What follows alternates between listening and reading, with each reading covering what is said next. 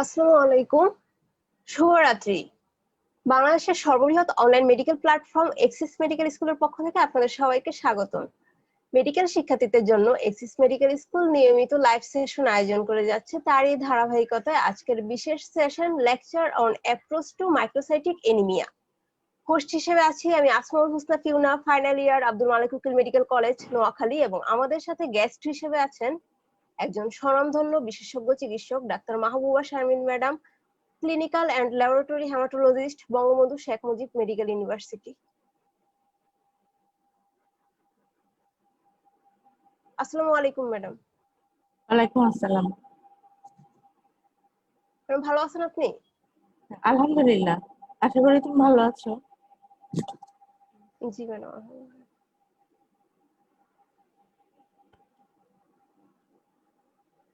Madam আপনি অনুমতি দিলে আজকের সেশনটা শুরু করতে পারি? শুরু করো। ম্যাডাম আমাদের আজকের টপিক হচ্ছে অ্যাপ্রোচ টু মাইক্রোসাইটিক এনিমিয়া। তো ম্যাডাম প্রথমে আমরা জানতে চাচ্ছিলাম যে এনিমিয়া আসলে কি, আমরা কখন এনিমিয়া বলবো?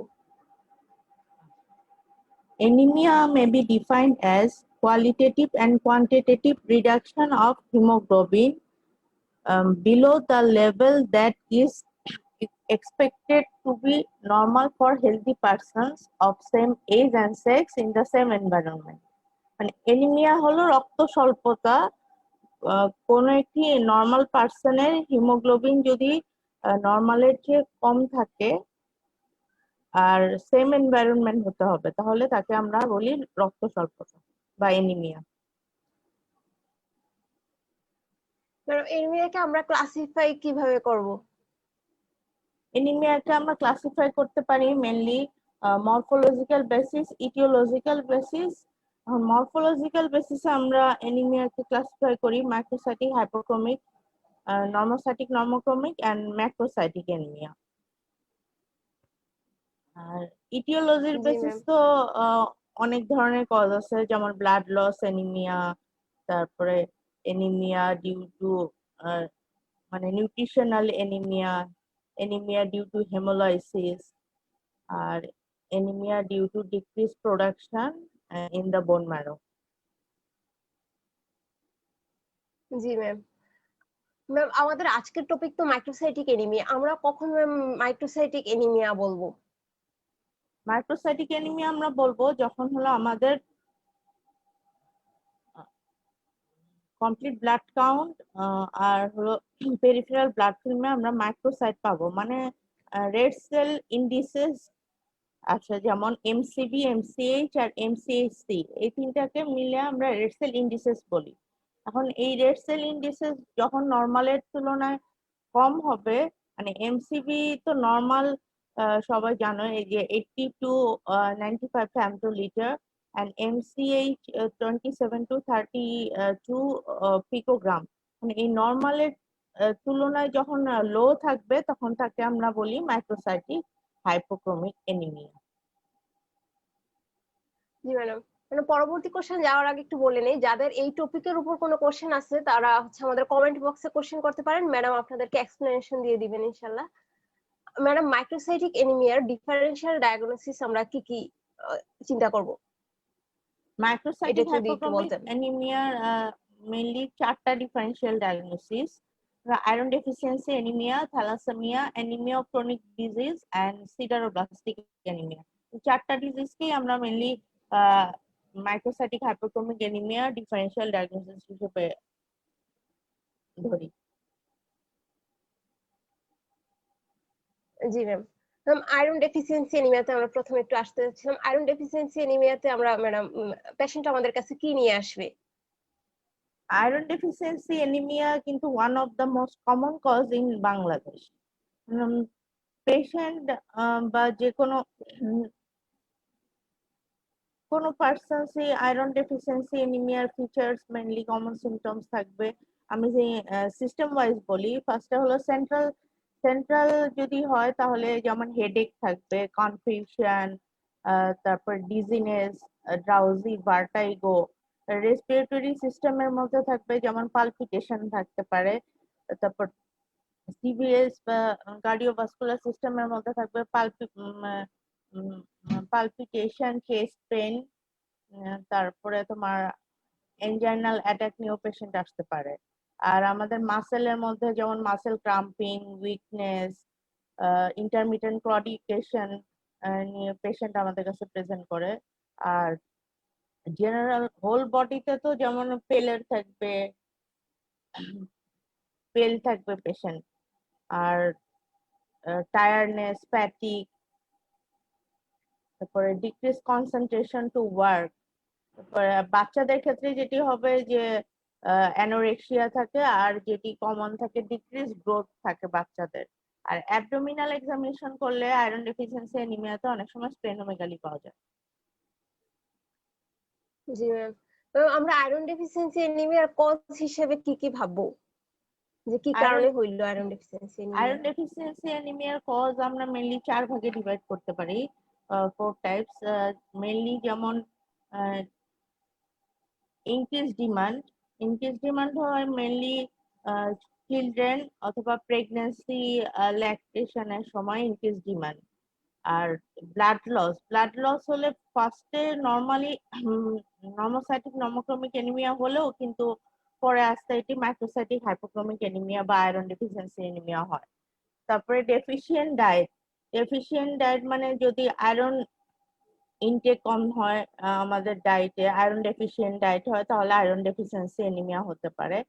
আর এটা হলো malabsorption is one of the common cause of iron deficiency. Malabsorption syndrome বা ম্যালঅ্যাবজর্পশন ডিসঅর্ডার যেমন আছে, যেগুলো যেমন tropical flu, coeliac disease, sorry. আর সার্জারি, যে কোনো ধরনের ইন্টেস্টিনাল সার্জারি, কারণ আমরা জানি যে আয়রন অ্যাবজর্পশন হয় in the first part of duodenum. আর কিছু ড্রাগস আছে যেমন অ্যান্টি আলসারেন্ট, কারণ anti ulcerant drug hydrochloric acid helps in iron absorption. তাহলে হাইড্রোক্লোরিক অ্যাসিড যদি না থাকে তাহলে আয়রন অ্যাবজর্পশনও কম হবে।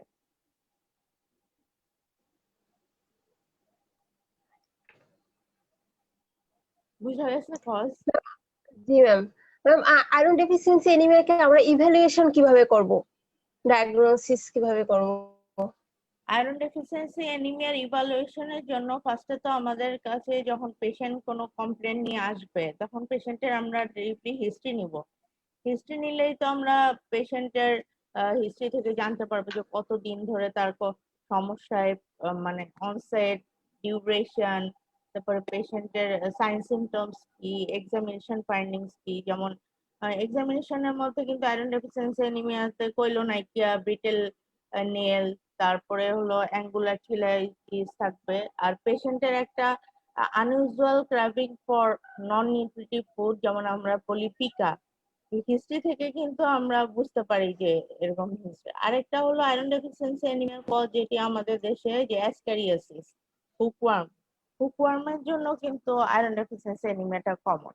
এখন আমরা এই হিস্ট্রি নিয়ে দেখার পরে হিস্ট্রি এক্সামিনেশন করে আমরা পেশেন্টের ইনভেস্টিগেশনে যাব। ইনভেস্টিগেশন বেশি কিছু না, যেমন কমপ্লিট ব্লাড কাউন্টের মধ্যে হিমোগ্লোবিন লেভেল লো থাকবে। আরবিসি ইন্ডিসেস এর মধ্যে যেমন এমসিবি, এমসিএইচ, এমসিএইচসি তিনটি হলো কম থাকবে। আর যেটি আরডিডব্লিউসিবি, মানে এটাও একটি প্যারামিটার। আয়রন ডেফিসিয়েন্সি অ্যানিমিয়াতে যেহেতু পেরিফেরাল ব্লাড ফিল্মে কোয়াকিলোসাইটোসিস হয়, মানে অ্যানাইসোকোয়াকিলোসাইটোসিস মানে variation in the size and shape of the RBC. যেহেতু difference size and shape of RBC হয়, এই কারণে আরডিডব্লিউসিবি মানে কোএফিসিয়েন্ট অফ ভেরিয়েশন এটি বেড়ে যায়। এটা নর্মাল থাকে হলো 12.8 to 14।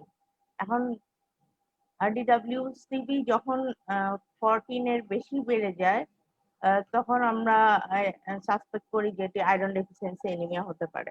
মেইনলি আমাদের মাথায় রাখতে হবে আরডিডব্লিউসিবি আয়রন ডেফিসিয়েন্সি অ্যানিমিয়াতে 18 বা 20% এর মতো হয়ে যায়। আর তখন আমরা সিপিসি দেখলাম, রেড সেল ইন্ডিসেস দেখলাম, এরপরে দেখবো হলো peripheral blood film. Peripheral blood ফিল্মে যেমন আরবিসির মধ্যে অ্যানাইসোকর্কিলোসাইটোসিস থাকবে, টার্গেট সেল থাকবে, পেন্সিল শেপ সেল থাকবে। তারপরে সিভিয়ার আয়রন ডেফিসিয়েন্সি হলে সিস্টোসাইটও পাওয়া যায়, মানে ফ্র্যাগমেন্টেড আরবিসিও পাওয়া যায়। আর অনেক সময় ইলংগেটেড সেল চলে আসে। তারপরে আমরা দেখবো serum iron profile. Serum iron প্রোফাইলের মধ্যে হলো 4টা জিনিস আছে: serum iron, serum ferritin, total iron binding capacity and percentage saturation. জি আর ma'am. Bone marrow iron stain দেখা যায়, বোন ম্যারো আয়রন স্টেন করলে আমরা বোন ম্যারো আয়রন স্টেনটা অ্যাবসেন্ট পাবো। জি ম্যাম। ম্যাম, আমরা আয়রন আর আরেকটা ডেফিসিয়েন্সি কথা যে এনিমিয়াকে ট্রিটমেন্ট আরেক কিভাবে করব? আরেকটা কথা, ইনভেস্টিগেশনের মধ্যে অবশ্যই আমাদের কজ আইডেন্টিফাই করতে হবে, কারণ আয়রন ডেফিসিয়েন্সি এনিমিয়া এমন একটি এনিমিয়া, আমরা যদি কজ ইভালুয়েশন না করি তাহলে কিন্তু আমাদের ট্রিটমেন্ট দিলেও আমাদের রিকারেন্ট বা রিপিটেড আয়রন ডেফিসিয়েন্সি হতে থাকবে। এই কারণে আয়রন ডেফিসিয়েন্সি এনিমিয়া হলে শুধু আয়রন কারেকশন করব তা না, কজ আইডেন্টিফাই করে treatment of the cause is definitely essential.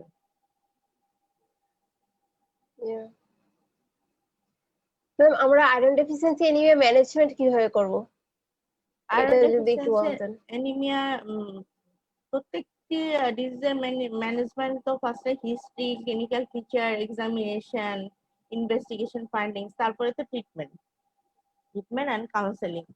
ট্রিটমেন্টের মধ্যে তো মেইনলি যেমন ওরাল আয়রন থেরাপি আর parenteral iron therapy. Oral iron therapy treatment mainly depends on পেশেন্টের severity of symptoms, patient is symptomatic or asymptomatic, or পেশেন্টের rapid কারেকশনের দরকার আছে কিনা। এখন যদি পেশেন্ট প্রেগনেন্ট হয় বা যদি পেশেন্টের সিভিয়ারলি অ্যানিমিক হয়, মানে ফার্স্টে আমাদের এনিমিয়াকে আমরা কিন্তু 3টা গ্রেডিং এ ভাগ করি: মাইল্ড, মডারেট, সিভিয়ার। এখন পেশেন্টের যদি সিভিয়ার অ্যানিমিয়া হয়, যেমন less than 7 গ্রাম/dl অ্যানিমিয়া হয়, তাহলে আমরা অবশ্যই ব্লাড ট্রান্সফিউশন দিব, মানে প্যাকড রেড সেল ট্রান্সফিউশন দিব। আর এছাড়া আয়রন ডেফিসিয়েন্সি হলে যদি আমরা আয়রন প্রোফাইল করে দেখি সেরাম আয়রন লেভেল কম, তখন আমরা পেশেন্টকে ওরাল আয়রন থেরাপি বা as well as parental iron therapy দিতে পারি। ম্যাম, আমরা প্যারেন্টাল আয়রন থেরাপিটা কখন দিব? প্যারেন্টাল আয়রন থেরাপি দেওয়ার ইন্ডিকেশন হলো যখন হলো ফেইলিয়ার টু, যখন ওরাল আয়রন থেরাপি আমরা দিচ্ছি পেশেন্টকে কিন্তু কোনো কাজ হচ্ছে না, হ্যাঁ, তখন আমরা ওরাল আয়রন থেরাপি না দিয়ে আমরা সুইচ করে যাব যে প্যারেন্টাল আয়রন থেরাপিতে। আর যখন ওরাল আয়রন থেরাপি দিচ্ছি কিন্তু ফেইলিয়ার টু কারেক্ট ডায়াগনোসিস, যে পেশেন্টের আয়রন ডেফিসিয়েন্সি এনিমিয়ার সাথে যদি অ্যাসোসিয়েটেড B12 বা ফলেট ডেফিসিয়েন্সি থাকে, তখন কিন্তু আমাদের ওরাল আয়রন থেরাপিতে কাজ হবে না। তখন আমরা কি করি, প্যারেন্টাল আয়রন থেরাপি দেই আর সঙ্গে অ্যাসোসিয়েটেড B12 বা ফলেট ওটা ট্রিটমেন্ট হিসেবে দিতে পারি। আর যখন ইনকেস মানে র্যাপিড রেড সেল টার্নওভার যখন দরকার হয়, যেমন প্রেগনেন্সি বা যে কোনো ধরনের সার্জারি, যেমন গ্যাস্ট্রোইন্টেস্টিনাল সার্জারি হলে, তখন কিন্তু আমাদের এই প্যারেন্টাল আয়রন থেরাপি দিতে হয়। জি madam, thank you madam. Madam, আমরা যদি পেশেন্টকে ট্রিটমেন্ট না করি তাহলে হচ্ছে আমাদের কি কি কমপ্লিকেশন হইতে পারে আয়রন ডেফিসিয়েন্সি এনিমিয়াতে? পেশেন্টকে যদি আমরা ট্রিটমেন্ট না করি, যে কোনো ধরনের এনিমিয়া হলেই তো প্রপার হিমোগ্লোবিনাইজেশন হবে না। কারণ হলো আয়রন আয়রন না থাকলে অক্সিজেন ট্রান্সপোর্ট হবে কিভাবে বডিতে। তখন হলো এই যে আয়রন ডেফিসিয়েন্সি এনিমিয়া ডেভেলপ করবে, মাইক্রোসাইটিক হাইপোটোমিক এনিমিয়া ডেভেলপ করে আমাদের পেশেন্টের যেরকম কমপ্লিকেশন, অ্যাঞ্জাইনাল অ্যাটাক, হার্ট ফেইলিয়ার হতে পারে, তারপর পোর কনসেন্ট্রেশন, তারপর ইনটলারেন্স টু ওয়ার্ক, এই ধরনের বিভিন্ন ধরনের কমপ্লিকেশন ডেভেলপ করে। স্প্লেনোমেগালি এগুলো তো আছেই। জি ম্যাডাম। ম্যাডাম, আমরা তো আয়রন ডেফিসিয়েন্সি এনিমিয়া সম্পর্কে জানলাম। ম্যাডাম, আপনি আরেকটা বলছিলেন থ্যালাসেমিয়া। থ্যালাসেমিয়ার সাথে আমরা আয়রন ডেফিসিয়েন্সি এনিমিয়াটাকে পার্থক্য করব কিভাবে?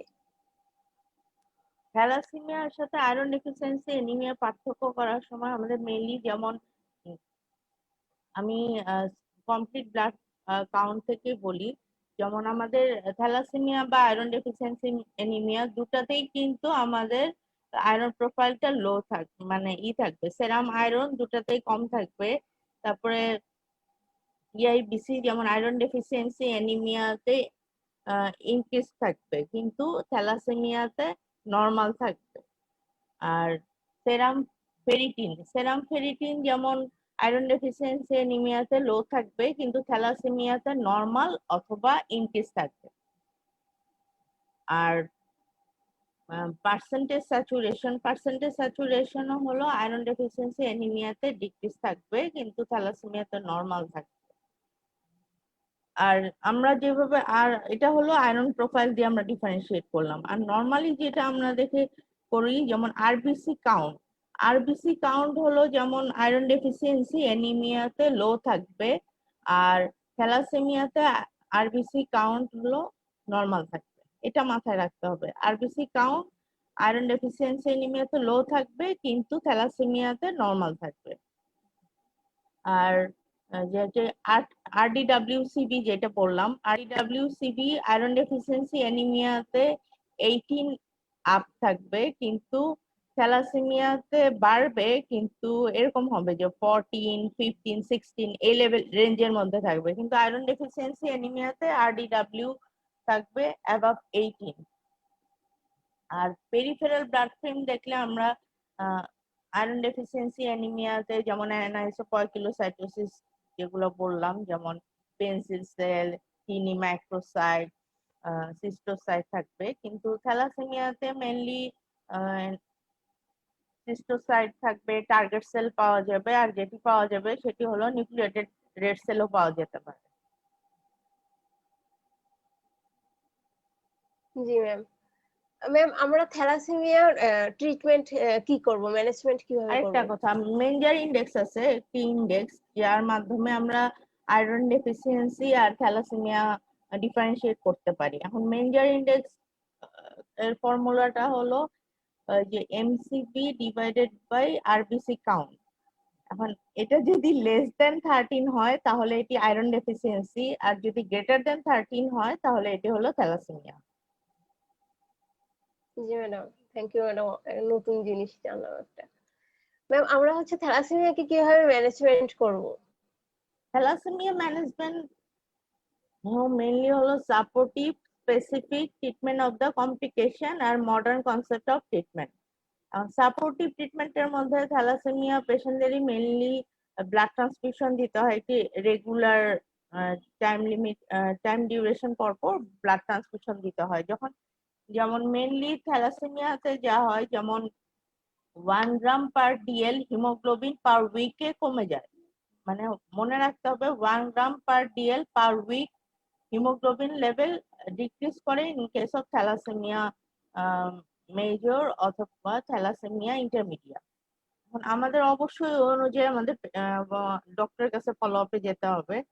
এখন যদি কারো 10 থাকে, তার 1 সপ্তাহ পরে তার 9 হয়ে যাবে, এভাবে আমরা পেশেন্টকে মেনলি 3 সপ্তাহ বা 4 সপ্তাহ পর পর আমরা ফলো আপে আসতে বলি। যখন হিমোগ্লোবিন লেভেল লেস দেন 7 গ্রাম পার ডিএল হয় বা পেশেন্ট সিমটোমেটিক হয়, তাহলে আমরা রেড সেল ট্রান্সফিউশন দিয়ে থাকি। আর যখন 7 এর উপরে থাকে, pre transfusion level 9 to 10 gram per DL হলেও যদি পেশেন্ট সিমটোমেটিক হয় তাহলে আমরা থ্যালাসেমিয়া পেশেন্টদের ট্রান্সফিউশন দেই। আর সাপোর্টিভ থেরাপির মধ্যে আরো যেটা হলো,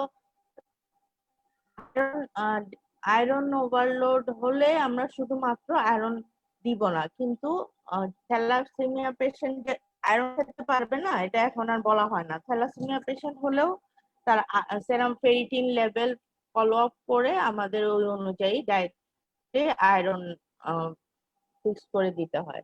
আর স্পেসিফিক থেরাপির মধ্যে যেমন আছে থ্যালাসেমিয়ার মেনলি, যেমন থ্যালাসেমিয়া মেজর বা থ্যালাসেমিয়া ইন্টারমিডিয়া, মানে বিটা থ্যালাসেমিয়া হলে হাইড্রোক্সিভিয়া দেওয়া হয়।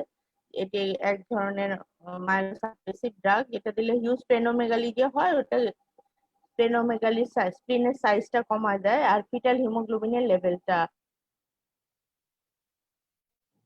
বাড়িয়ে দেয়। আর আমরা আরো মডার্ন কনসেপ্ট অফ ট্রিটমেন্ট যেমন আছে, আমরা এই bone marrow transplantation, gene therapy. আর মেইনলি আমাদের মনে রাখতে হবে থ্যালাসেমিয়া ট্রিটমেন্ট হলো দুইটাই, একটা হলো blood transfusion associated with iron chelating agent, আর যেটি হলো কাউন্সেলিং করতে হবে। থ্যালাসেমিয়া পেশেন্টদের প্রিভেনশনটাই মেইনলি জরুরি। ফ্যামিলি স্ক্রিনিং করতে হবে, ব্লাড ট্রান্সফিউশন দিতে হবে, আয়রন চেলেটিং এজেন্ট দিতে হবে, ফ্যামিলি স্ক্রিনিং করতে হবে, আর জেনেটিক কাউন্সেলিং করতে হবে। এই চারটাই হলো মেন। আমাদের দেশের মতো পোর কান্ট্রিতে এই চারটা ছাড়া তো আর কোনো ওয়ে নাই। জি ম্যাডাম। ম্যাডাম আমরা তো থ্যালাসেমিয়া সম্পর্কে জানলাম মোটামুটি, কিন্তু আমরা ম্যাডাম যদি সিডারোব্লাস্টিক এনিমিয়া সম্পর্কে একটু বলতেন। Sideroblastic anaemia is one type of another microcytic hypochromic anaemia, যেখানে হলো রেড সেলের মধ্যে রিং সিডারোপ্লাস্ট পাওয়া যায়। মানে sideroblastic sorry, it is a one type of dysplasia. মানে ডিসপ্লাসিয়া তো তোমরা প্যাথোলজিতে পড়ে আসছো যে ডিসপ্লাসিয়াটা কি। এখন সিডারোপ্লাস্টিক অ্যানিমিয়া ডিফারেন্স, মানে টাইপ তো দুই ধরনের, একটা হলো ইনহেরিটেড আর অ্যাকোয়ার্ড।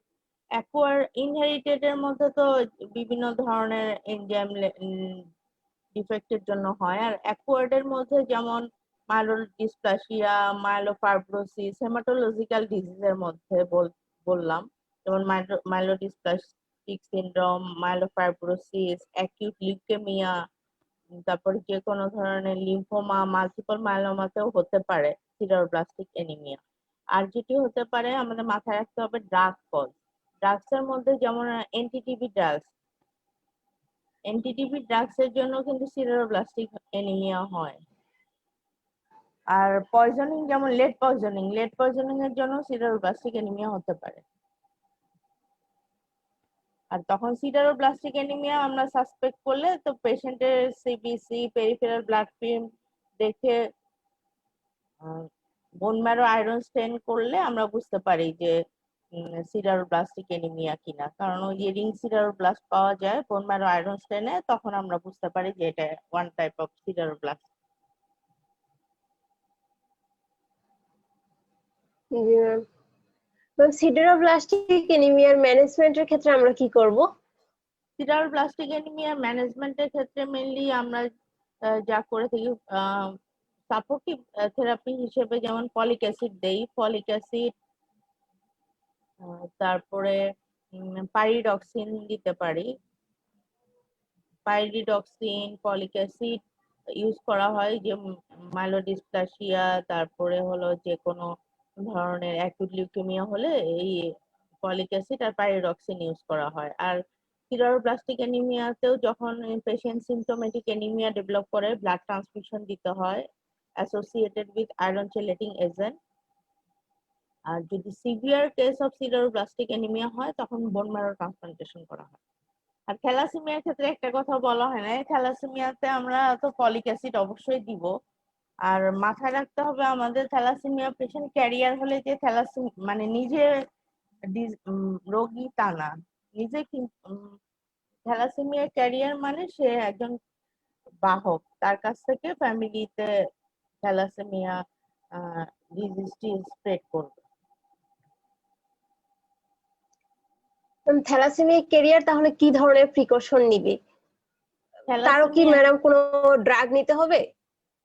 থ্যালাসেমিয়া ক্যারিয়ার হলে ড্রাগ তো সবসময় নিতে হবে না, কিছু কিছু কন্ডিশন আছে যখন থ্যালাসেমিয়া ক্যারিয়ারদের প্রিকশন নিতে হবে, যেমন প্রেগনেন্সি, যে কোনো ধরনের ইনফেকশন, যেমন ফিভার, স্ট্রেস, হাইপারস্পেনিজম, এই তিনটা কন্ডিশনে তখন হলো থ্যালাসেমিয়া পেশেন্টদের, বা যে কোনো ধরনের সার্জারি, এই কয়েকটা কন্ডিশনে থ্যালাসেমিয়া পেশেন্টদের হিমোগ্লোবিন লেভেল ফল করে, তখন আমাদের এই প্রিকশন নিতে হয়, ফলিক অ্যাসিড আমরা পেশেন্টদের দিয়ে থাকি।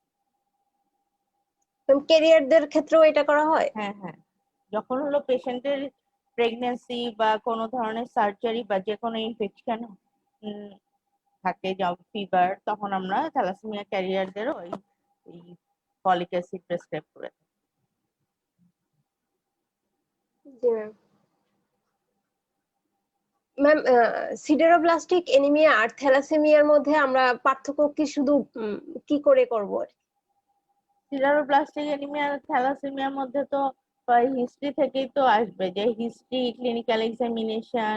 থ্যালাসেমিয়া পেশেন্টের তো তোমার থ্যালাসেমিক ফেসিস দেখলে তো বোঝা যায় যে পেশেন্টের থ্যালাসেমিয়া। থ্যালাসেমিয়ার আয়রন ডেফিসিয়েন্সি অ্যানিমিয়ার মধ্যেও তো যেমন থ্যালাসেমিয়া মেজর বা থ্যালাসেমিয়া ইন্টারমিডিয়েট হলেও থ্যালাসেমিক ফেসিস বা শর্ট স্ট্যাচার দেখে কিন্তু বোঝা যায়। অনেক সময় আয়রন ডেফিসিয়েন্সি অ্যানিমিয়াতেও শর্ট স্ট্যাচার হয়, কিন্তু থ্যালাসেমিয়া হলে তো এনিমিয়া, জন্ডিস, স্প্লেনোমেগালি আর শর্ট স্ট্যাচার থাকবে। আর সিডারোপ্লাস্টিক এনিমিয়া হলে তো এরকম এনিমিয়া ছাড়া আর জন্ডিস ছাড়া ওরকম মেজর কোনো ফিচার্স থাকবে না, ওরকম কোনো সিমটমসও থাকবে না। তো তখন আমাদের ইনভেস্টিগেশন প্রোফাইল করলে যেমন সেরাম আয়রন প্রোফাইল করেও কিন্তু আমরা সিডারোপ্লাস্টিক এনিমিয়া এক্সক্লুড করতে পারি। সিডারোপ্লাস্টিক এনিমিয়াতে সব আয়রন প্রোফাইল তো নর্মাল, যেমন ট্রান্সপারেন্ট স্যাচুরেশন নর্মাল থাকবে, সেরাম ফেরিটিন এখানে হলো নর্মাল অথবা ইনক্রিজ থাকবে। আর থ্যালাসেমিয়াতে তো সেরাম আয়রন, তারপরে সেরাম ফেরিটিন নর্মাল আর ইনক্রিজ তো বললাম। আর সিডারোব্লাস্টিক অ্যানিমিয়াতে নর্মাল অথবা ইনক্রিজ। আর বোন ম্যারো আয়রন স্টেন করলে সিডারোব্লাস্টিক অ্যানিমিয়াতে কি পাওয়া যাবে, রিং সিডারোব্লাস্ট পাওয়া যাবে। কিন্তু থ্যালাসেমিয়াতে তো বোন ম্যারো আয়রন স্টেন করলে কোনো রিং সিডারোব্লাস্ট পাওয়া যাবে না। আমরা যেটা করি রুটিন লাইফে, এই বোন ম্যারো আয়রন স্টেন করে এই রিং সিডারোব্লাস্ট দেখে আমরা ওই ধরনের গ্রেডিং করি যে এটা সিডারোব্লাস্ট গ্রেড 1, 2, 3। কিন্তু থ্যালাসেমিয়া পেশেন্টদের তো মেনলি বোন ম্যারো আয়রন স্টেন করলে নর্মালি থাকবে। আর থ্যালাসেমিয়া হলে তো আমরা হিমোগ্লোবিন ইলেকট্রোফোরেসিস করি, ডিএনএ অ্যানালাইসিস করি। কিন্তু সিডারোপ্লাস্টিক অ্যানিমিয়া যে এনজাইমেস এ করতে হয়, তারপরে পেশেন্টের হিস্ট্রি বা অনেক সময় ড্রাগ হিস্ট্রি, লেড পয়জনিং এর হিস্ট্রি, এটা একটা আমাদের একটা ক্লু দিবে ফর ডায়াগনোসিস। ম্যাম, সিডারোব্লাস্টিক অ্যানিমিয়ার প্রগনোসিসটা কেমন? সিডারোপ্লাস্টিক এনিমিয়ার প্রগনোসিস আসলে ভালোই বলা যায়, কিন্তু আমাদের ধর সিডারোপ্লাস্টিক এনিমিয়ার মেইনলি যে আমাদের এনজাইম কজ মানে ইনহেরিটেড কজ তো আমরা আসলে ডায়াগনোসিস করতে পারি না, কারণ আমাদের যেমন জিন মিউটেশন ওটা তো আমাদের দেশে হয় না। এখন সিডারোপ্লাস্টিক এনিমিয়া প্রগনোসিস ইজ মোটামুটি 5 ইয়ার, মানে 10 to 15 ইয়ার সার্ভাইভাল বলা যায় ভালো। কিন্তু সিভিয়ার যখন হয়ে যায় তখন তো হলো প্রগনোসিস ইজ অনলি 30 to 40% যখন আমাদের বোন ম্যারো ট্রান্সপ্লান্টেশন করতে হয়। জি ম্যাম। ম্যাম, আরেকটা বলছিলেন আপনি anaemia of the chronic disease, এটা সম্পর্কে যদি একটু বলতেন। Anemia of chronic disease হলো is another type of microcytic hypochromic anemia, or এখানে নর্মোক্রোমিক অ্যানিমিয়াও হয়। আমাদের মাথায় রাখতে হবে anemia of chronic disease is the anemia with any kind of infection or inflammation or malignancy, or any other chronic disease such as renal disorder, hepatic disorder, or endocrine disorder. Ma'am, anaemia of chronic ডিজিজের ক্ষেত্রে কেন anaemia হচ্ছে, মানে প্যাথোজেনেসিসটা যদি একটু বলে দিতেন madam. Anaemia of chronic ডিজিজের মধ্যে হলো মেইনলি যেমন শর্টেন রেড সেল সার্ভাইভাল হবে, ডিক্রিজ ইরাইথ্রোপয়েসিস। আর এনিমিয়া অফ ক্রনিক ডিজিজে যেমন আমাদের লিভার ডিজিজ, রেনাল ডিজিজে কি হয়, লিভার ডিজিজে রেনাল ডিজিজ যেমন ইউরিমিক টক্সিনের জন্য ওই রেড সেল সার্ভাইভাল কমে যাচ্ছে। আর যে কোনো ধরনের ইনফেকশন বা ইনফ্লামেশন হলে যেমন হেপসিডিন লেভেলটা বেড়ে যায়। Hepcidin is one type of glycoprotein. এই হেপসিডিন লেভেল যখন বেড়ে যায় তখন ওই হেপসিডিন লেভেল কি করে যে ইরাইথ্রোপয়েটিনকে ইনহিবিট করলে এটা আরেকটি হেপসিডেনের আরেকটি ফাংশন হলো ইনহিবিট আয়রন অ্যাবজর্পশন। তখন হেপসিডিন যখন বেশি থাকে তখন আয়রন অ্যাবজর্পশনও হলো যেমন কমে যায়। আর কি হয়, এই যখন হেপসিডিন বেশি হয় তখন আয়রন অ্যাবজর্পশন আরো ইনহিবিট করে এইভাবে আমাদের এনিমিয়া অফ ক্রনিক ডিজিজ হয়। inhibit iron absorption in the intestine, decrease iron transfer। তাহলে কি হবে, মেইন নেট ইফেক্ট কি হবে, নেট ইফেক্ট হবে আয়রন কমে যাবে। আয়রন কমে গেলে তো অবশ্যই আমাদের মাইক্রোসাইটিক হাইপোক্রোমিক অ্যানিমিয়া হবে।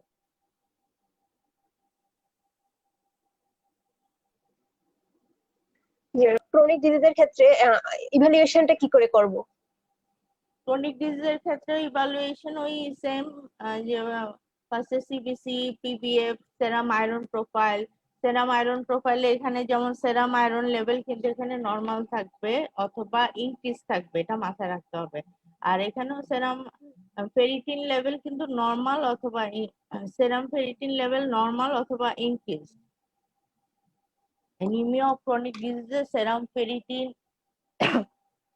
ফেরিটিন নর্মাল অথবা ইনক্রিজ থাকতে পারে, আর এর সাথে যদি অ্যাসোসিয়েটেড আয়রন ডেফিসিয়েন্সি হয় তাহলে সেরাম ফেরিটিন লো থাকতে পারে। আর অ্যানিমিয়া ক্রনিক ডিজিজে ইনফ্লামেটরি মার্কার, যদিও আমাদের দেশে হয় না, ইনফ্লামেটরি মার্কার যেমন ইন্টারলিউকিন 1, ইন্টারলিউকিন 6 মার্কার করলে দেখা যাবে যে inflammatory marker is cytokine marker. এগুলো লেভেল অহরহ মানে আমাদের দেশের বাইরে হচ্ছে। হেপসিডিন লেভেল করলেও আমরা ডায়াগনোসিস করতে পারবো। হেপসিডিন লেভেল এখানে অ্যানিমিয়া ক্রনিক ডিজিজে ইনক্রিজ থাকবে। আমাদের দেশেও কি হ্যাপসিডিন লেভেল হয়? আমাদের দেশে হয় না। আমরা আরেকটা করতে পারি, যেমন আরেকটা মডার্ন কনসেপ্ট হলো লক-10 ফেরিটিন রেশিও বলি এটাকে। লক-10 ফেরিটিন রেশিও মানে serum iron by TIBC into 100। মানে এটি একটি ফেরিটিন রেশিও যার মাধ্যমে আমরা আয়রন ডেফিসিয়েন্সি অ্যানিমিয়া আর anaemia of chronic disease differentiate করতে পারি। লক-10 ফেরিটিন রেশিও যদি লেস দ্যান 1.1 হয় তাহলে আমরা তাকে বলি এটা অ্যানিমিয়া অফ ক্রনিক ডিজিজ, আর যদি এটা গ্রেটার দ্যান 1.1 হয় তাহলে আমরা তাকে বলি iron deficiency anaemia. Less than 1.1 হলে কি হবে? লেস দ্যান 1.1 হলে অ্যানিমিয়া অফ ক্রনিক ডিজিজ হবে। ম্যাম, আমরা এনিমি অফ ক্রনিক ডিজিজের ম্যানেজমেন্টের ক্ষেত্রে কি স্টেপ নিব?